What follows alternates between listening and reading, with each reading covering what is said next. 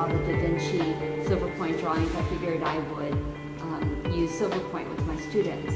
And in that process, then I really came to love it and start to use it in my own work. The sphere as a shape, to me, it's Newtonian physics, but it's the shape that symbolizes completeness, so it's a whole world. So in my work, I apply a logic or a strategy in how the whole thing is structured. And so having it on a sphere means it's only logical within itself, so it creates its own world. There are certain motifs that I employ because they're metaphorical, and many of them relate to ancient symbol systems. So some forms like the labyrinth or journey through life, which could be seen as a knot or an elaborate path. In medieval times, actually, the intestines were symbolically used as the journey through life.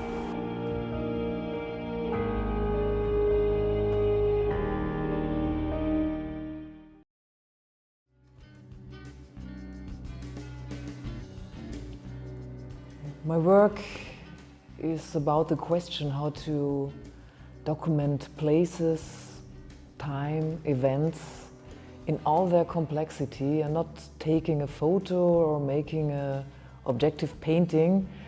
Therefore, I developed a technique in 2000 in New York, and I call the technique street prints, like the works I'm doing. And for the street prints, I'm using the surfaces of the street. I really make prints from these surfaces and take the reliefs into my artwork.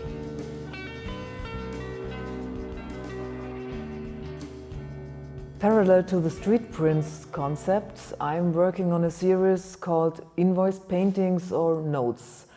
I'm using invoices or handwritten notes from Barnett Newman, Vasily Kandinsky, favorite artists of mine. These papers show how these artists worked 50 years or 100 years ago, and that's very important, very interesting for me, and I use them and make my own artwork out of these papers.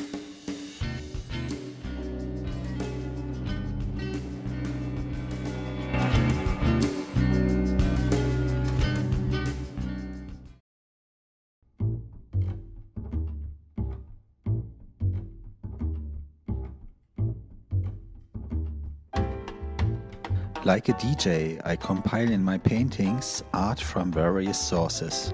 All this is remixed in a very special way to create something new in the context of contemporary art with a focus on appropriation art and working in series. I started in 2001 with colorful paintings in oil, lacquer and an outline of silicone. In 2005, I did the first monochrome black paintings. They are based on the abstract black paintings of the 50s and 60s done by Robert Rauschenberg and Ed Reinhardt. But I wanted to do something no one did before. Monochrome black landscape paintings, only depending on the brush stroke and the breaking light. My new series of lacquer paintings started from the opposite point, with a landscape that is done only in the computer. It's not real, it's virtual. And with this basis, I'm painting artworks which look like they are done from real landscapes.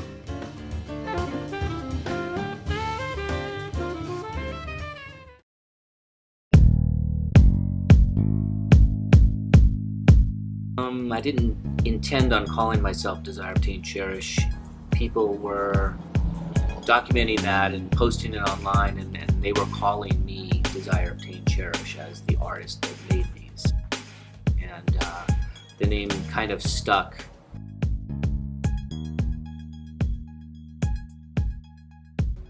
Being an artist to me is, creating art is about communicating an idea effectively the way I want to tell the story. Whatever material is necessary. It's easily identifiable. It's bright, it's shiny, it's glossy. All of those attractive features that I intended it to have, albeit that most people don't really understand that the concept of it, the kind of instantly disposable thing that is discarded or thrown away, that I'm, referring to, a lot of us in the way we just kind of consume things so fast that we don't ever get to finish them or appreciate them. I think the concept is a little bit lost on people, but as an object, it's pretty cool. Yeah, I always have this feeling that I need to create something new. The minute I finish one thing, I still have the feeling that I need to do something else. Never quite satisfied, I guess.